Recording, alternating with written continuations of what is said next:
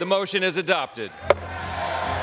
The Republican Party controls the White House, the Senate, and the House of Representatives. They pretty much run Washington in the year 2025. How did they get in that position, and what are they accomplishing? The chairman of the Republican Party, Michael Whately, he's steering the ship. He sat down with me to talk about how they got there, what they're doing, and what challenges they face ahead.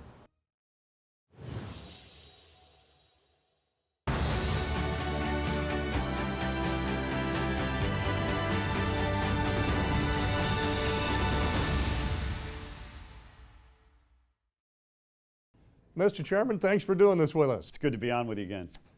10 years ago, the president, now president, came down that escalator and announced that he was going to run for president. Where were you when that happened, and what were your thoughts at that time? Sure, I was down in North Carolina, and I thought that this is a game-changing opportunity for the country. You know, I was one of the first in North Carolina to get on board with his team to help him out in North Carolina.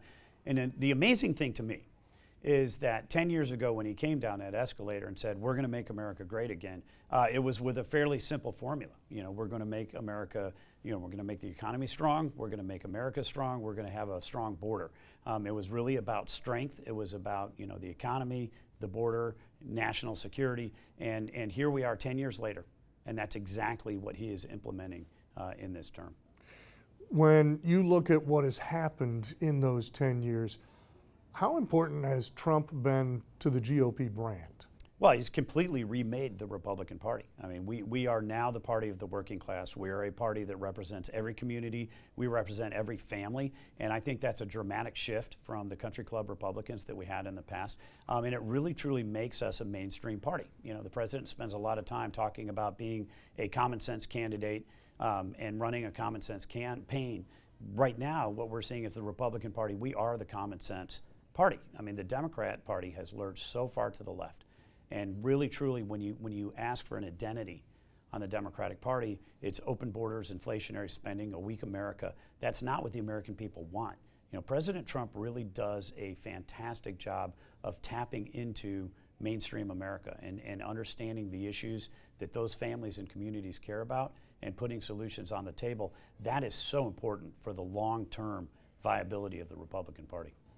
When people think of either political party during an election year, during a presidential election year, it's clear what their job is. They need to raise some money, they need to get the word out, they need to organize voters and so on.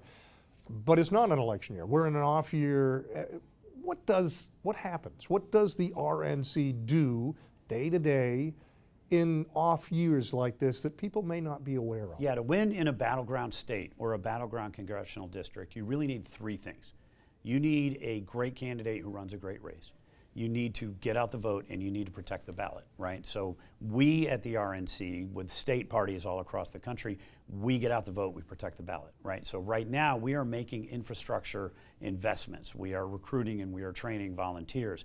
We are working, to change the laws in the states to make sure that we have election integrity programs. You know, basic things like only American citizens can vote, voter ID, making sure that states are cleaning up their voter rolls. You know, we're working right now on that. And so we've already filed 40 lawsuits that we're engaged in this year. We've got legal demand letters into all 50 states right now telling them that they need to clean up their voter rolls and making sure that they do that. So the work in terms of the infrastructure investments to get ready for Election Day is well underway. When you talk about voter integrity, you talk about voter fraud, you talk about the voter rolls, you talk about having people at the polls poll checkers. How important was the voter integrity effort in the 2024 election? I think it was huge, and I think it was huge on a couple different levels, right? So we were able, we filed 157 lawsuits last year. 90% of those were in the election integrity field, making sure that those basic protections on elections are in place. And that was really important. We also want to make sure that we have people in the room. Every time a vote is cast or counted, we want to have attorneys, we want to have volunteers, we want to have poll judges and poll workers. We recruited 230,000 volunteers all across the country, and we were in every precinct in every battleground state. We recruited 6,500 attorneys. And so we were there with a physical presence, and then we talked about it a lot, right? And why did this matter? For two reasons. One, we wanted every Republican who was concerned that their vote was going to get canceled by cheating to feel comfortable enough and confident enough that their vote was going to count, so they'd go vote. Because if we had 2% of the Republicans in Arizona or Georgia or North Carolina not turn out to vote, we would have lost, right? The second thing is we wanted to make sure that everybody on the other side understood in very clear terms. If you cheat or you help somebody else cheat, we will find you and we will prosecute you to make sure that we didn't have any systematic attempts. Did you see evidence of cheating in 2024? You know, what we saw was multiple states who opened up the process for voting. Especially by mail, where they weakened protections for mail-in ballots, where they put drop boxes in place, where they allowed ballots to come in 10, 12 days after the elections. And so we were very concerned that that sets up an environment that is ripe for cheating, and we wanted to make sure that we shut that down. And I don't want to go too far adrift here, but I got to ask the question. When I ran for office twice in the 90s, and I remember the integrity of the ballot was the number one thing. They still had paper ballots then. They'd punch cards and they would put them in, but there would be a sheriff's deputy at every single precinct would escort those to headquarters and take them. That never left some official hand somewhere along the way. Nowadays, we see these drop boxes in certain places, completely unprotected out in the public.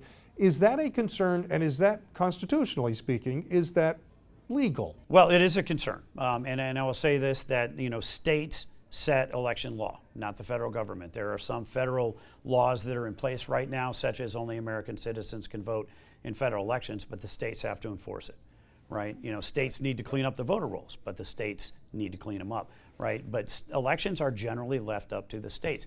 We want ballots that are going to be mailed in to go into mailboxes, not drop boxes. We want to make sure that there are the security systems that are put in place around mail that are going to be, I think, very important versus the drop boxes. One of the things that we fought for last cycle was where there are drop boxes, we wanted to make sure we had observers on them. We wanted to make sure that we had cameras on them. We wanted to make sure that they were indoors in public buildings so that you just, again, you worry about the systematic ballot harvesting and cheating. You want to make sure that that's not an option for anybody to consider. Final question on that particular area, and that is, how do you, this is a never-ending battle, so how do you set up so that you are perpetually doing what you just described, making sure you're always monitoring things, whether that's in 2028, 2026, last year, how do you make sure that a structure is in place and constantly updated? Yeah, what we did at the RNC was we built a brand new office for election integrity. So we have a political office, we have a communications shop, we have a digital shop and a data shop. Now having a full-time election integrity program is something that we've never done before the 24 election cycle. We're going to continue that up. We are right now building out election integrity programs in Virginia and New Jersey for the governor's races. We are talking right now about what is the map going to be in 2026 where we're going to have those programs in place. I think that this is a permanent feature now of what the RNC and state parties are going to be doing going forward. Now, one of the primary purposes of either one of the political parties is fundraising, making sure there's enough money to do the things that you just described. I am told the DNC is struggling right now. They are literally struggling to pay the electric bill, let alone fund any programs. What's the status of the RNC? In an off-election year, how are you doing money-wise? We're doing very well. I think that when we see the reports that come out for the first half of the year, we're going to see record. What we saw in the first quarter of this year was a record first quarter. It means a lot to us that we have Vice President Vance has signed on as the finance chair of the RNC, and he is helping us tremendously in terms of raising the money that we need around the country. And we're also making sure that we're very good stewards of that money. Every dollar that we raise is going to be spent on getting out the vote and protecting the ballot, making sure that we're going to be winning, in those election cycles. So we have a very healthy, robust in terms of where we are financially. The other message that I'll say on the Democrats is that they do not necessarily move all their money through the DNC. They have an ecosystem out there that is a dark money ecosystem. They always have a ton of money. When we look back at the 24 election cycle, the Democrats outspent Republicans by $1 billion in that cycle. But you have to have enough money to get your message out You don't have to have more money. And we had a better candidate run a better campaign, which is going to be absolutely critical in 26 and beyond. I don't mean to throw you off here, but and I know this isn't your call by any means. They tell you what the rules are and you play by them.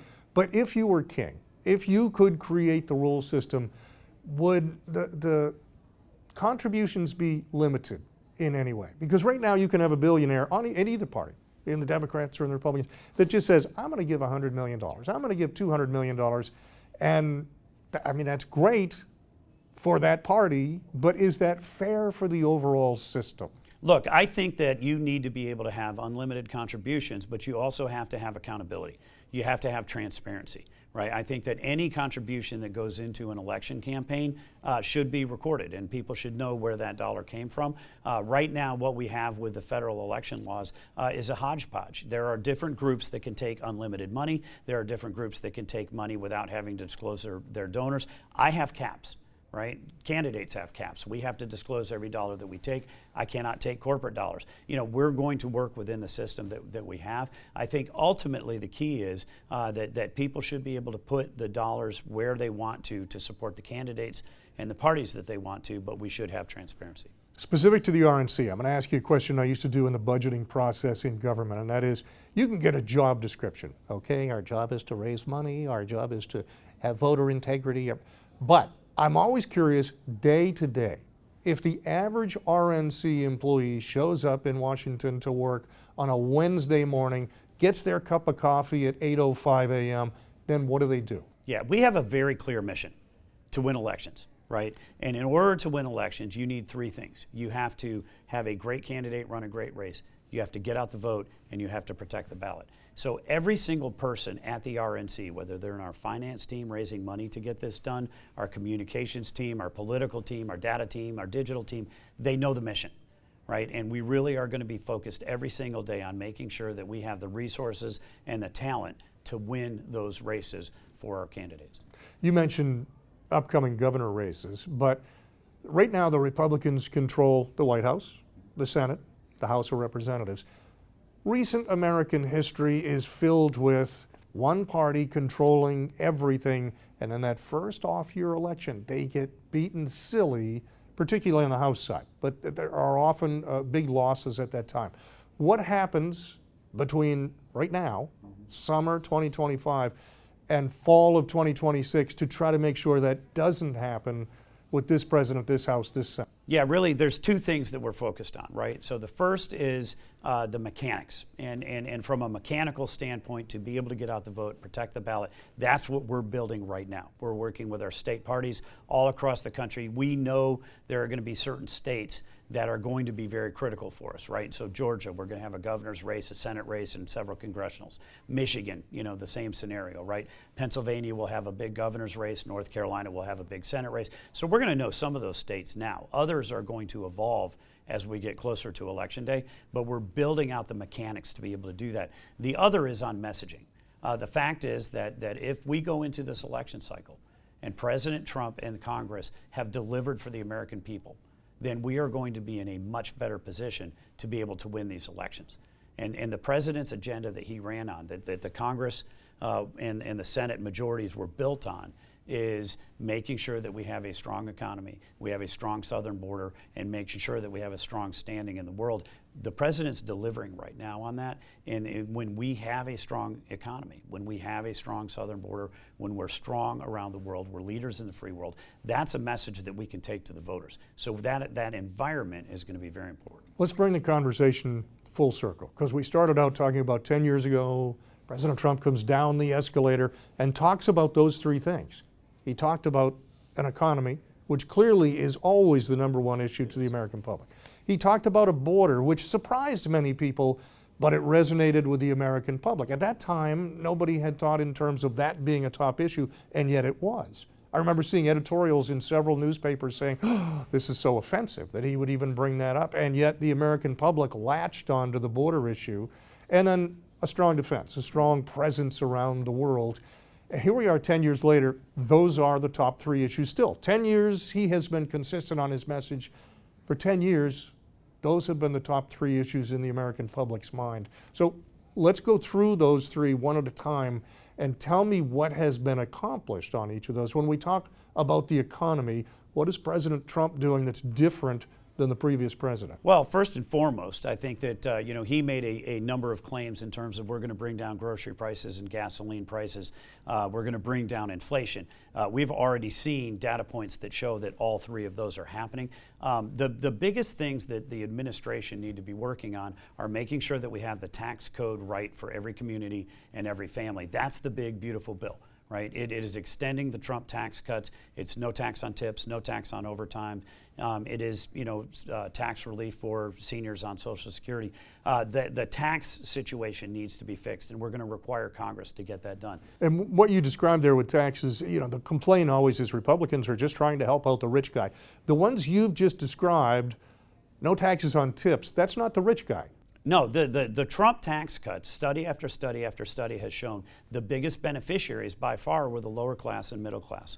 And so that's why we need to make sure that we extend those for every family, for every community. The second big leg on the economic stool is regulatory relief, right? So we want to make sure that we get the government out of the way so that companies can expand, so that they can grow, so that they can, really truly be creators in the new economy. And we need to see that regulatory relief coming out of the various different departments and agencies. That's one that doesn't get a lot of time. It doesn't get a lot of press. It's not sexy, right? And it does take time to kind of manifest itself. But the president has been very attuned to making sure that we have regulatory relief going forward. And the third is making sure that we have trade and a tariff portfolio that are going to benefit American workers and American factories. The president has completely reset the table with the entire world. It's not just one trade deal here, one trade deal over here. What it is right now, every single country, we have over 100 countries at the table today. We already have a new framework in place with India. We have new deals with China. We have a new deal with the UK. These are conversations that if you try to take them one-on-one, never are going to get very far, but the president brought it in, had a universal conversation, and right now those conversations are taking place with over 100 different countries. Once we get all three of these legs together, then I do believe we're going to be in a strong position. We've already seen the Federal Reserve of Atlanta saying that we're going to have very significant GDP growth going forward. That's exactly what the president's trying to generate. Second of the three issues was the border. What have we seen there? Well, what we've seen is that last month there were literally zero immigrants that were captured at the border and allowed into the country. We have seen a 99% drop in encounters at the border. The president has effectively shut off the southern border. Now what we need to do is make that permanent. We also need to make sure that we get violent criminal illegal aliens that came into the country under Joe Biden's watch out of the country. And so, the big, beautiful bill has provisions in there to significantly ramp up ICE and also to finish the wall. We want to make sure that this is a permanent fix, not a temporary fix. Let me throw you a little bit of a curve on the third one, and that is when we talk about the strength of American presence around the globe. I think during Trump's first term, you had several European leaders who kind of snickered, kind of laughed behind his back, or would make comments that were backhanded compliments. They weren't really sincere.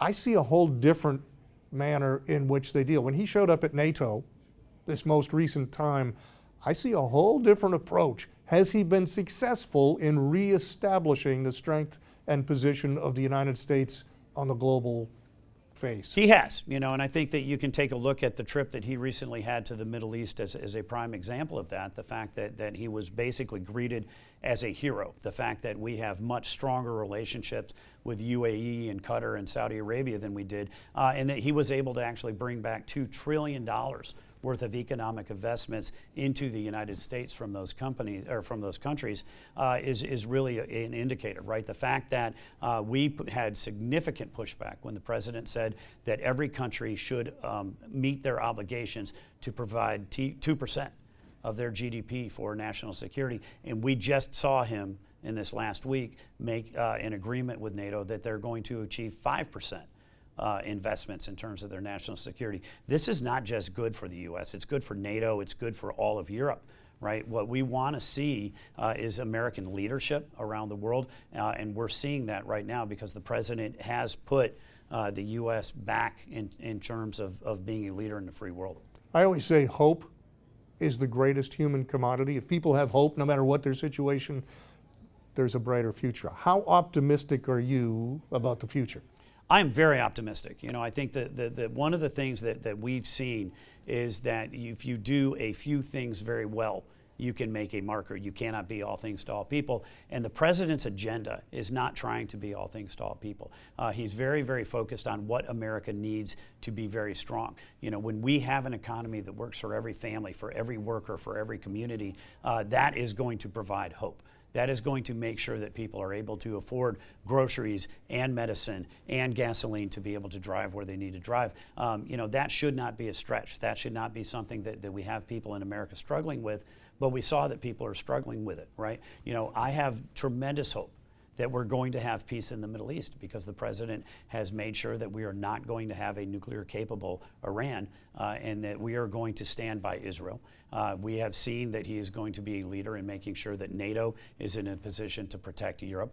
These are very strong, important markers that we're going to have out there. And when America is clear, when America is strong, the world's a much safer place. Mr. Chairman, always a pleasure. Thank you, sir. Thank you. Absolutely.